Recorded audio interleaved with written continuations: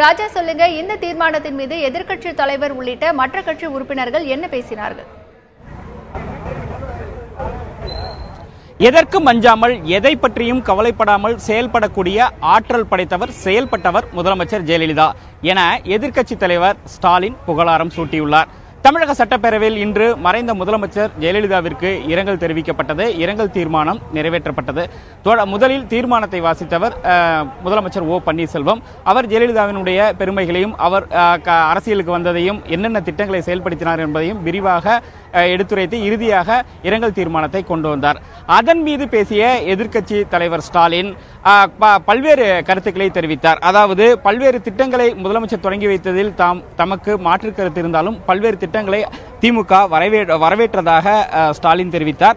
அதேபோல் டிஎம்கே, அதாவது திமுக சார்பில் ஆழ்ந்த இரங்கலை தெரிவித்துக் கொள்வதாகவும் அவர் தெரிவித்தார்.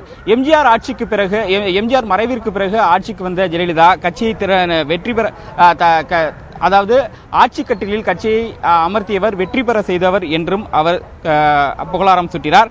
அதேபோல் சட்டங்களும், அவரால் இயற்றப்பட்ட சட்டங்களும் திட்டங்களும் மக்கள் நலனுக்கு உகந்ததா இல்லையா என பல்வேறு நேரங்களில் தாம் எதிர்த்தாலும் பல்வேறு இடங்களில் ஆதரித்ததையும் ஸ்டாலின் சுட்டிக்காட்டினார். அதேபோல் கடந்த 1989ஆம் ஆண்டு அவர் போடிநாயக்கனூரில் வெற்றி பெற்று எம்எல்ஏவாக சட்டப்பேரவையில் வந்தபோதுதான் தாமும் 1989ஆம் அதே ஆண்டில் வெற்றி பெற்று இருவரும் ஒரே நேரத்தில் சட்டப்பேரவைக்கு வந்ததை அவர் சுட்டிக்காட்டினார். இந்த நேரத்தில் அதை தெரிவித்துக் கொள்வதாகவும் ஸ்டாலின் குறிப்பிட்டார்.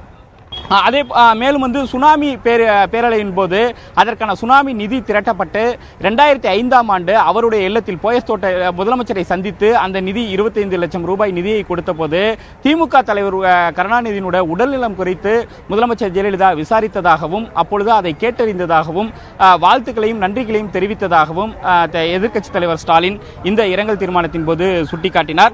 அதேபோல் சட்டமன்ற எதிர்க்கட்சி தலைவராக, சட்டமன்றத்தில் எதிர்க்கட்சி தலைவராக இவர் செயல்பட்டதையும், அப்போது முதலமைச்சராக இருந்ததையும், அதேபோல் துணை முதலமைச்சராக ஸ்டாலின் இருந்தபோது எதிர்க்கட்சி தலைவராக ஜெயலலிதா இருந்ததையும் அவர் சுட்டிக்காட்டினார்.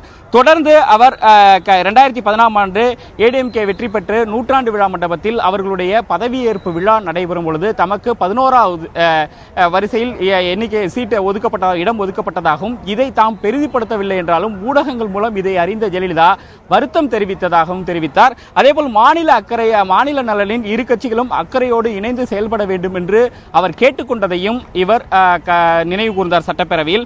இறுதியாக ஒரே ஒரு விஷயத்தை மட்டும் அவர் குறிப்பிட்டார். அதாவது, ஜெயலலிதாவிற்கு பல்வேறு சிறப்புகள் இருந்தாலும் எதற்கும் அஞ்சாமல் எதை பற்றியும் கவலைப்படாமல் செயல்படக்கூடிய ஆற்றல் படைத்தவர், செயல்பட்டவர் முதலமைச்சர் ஜெயலலிதா என்றும் அவருடைய மறைவுக்கு தமது ஆழ்ந்த இரங்கலை தெரிவித்துக் கொள்வதாகவும் எதிர்க்கட்சி தலைவர் ஸ்டாலின் நிறைவு செய்தார் அவருடைய உரை. அதற்கு அடுத்தபடியாக காங்கிரஸ் கட்சியினுடைய சட்டமன்ற கட்சி தலைவர் ராமசாமி பேசினார். அவர் பேசும்பொழுது எந்த மிரட்டலுக்கும் அஞ்சாமல் செயல்படக்கூடிய துணிச்சல் மிக்க தலைவர் ஜெயலலிதா என்றும், அவர் இரும்பு மனிதர் என்றும் அவர் புகழாரம் சூட்டினார். தொடர்ந்து பல்வேறு கட்சிகளை சேர்ந்த உறுப்பினர்கள் ஜெயலலிதாவுக்கு புகழஞ்சலி செலுத்தி வருகின்றனர்.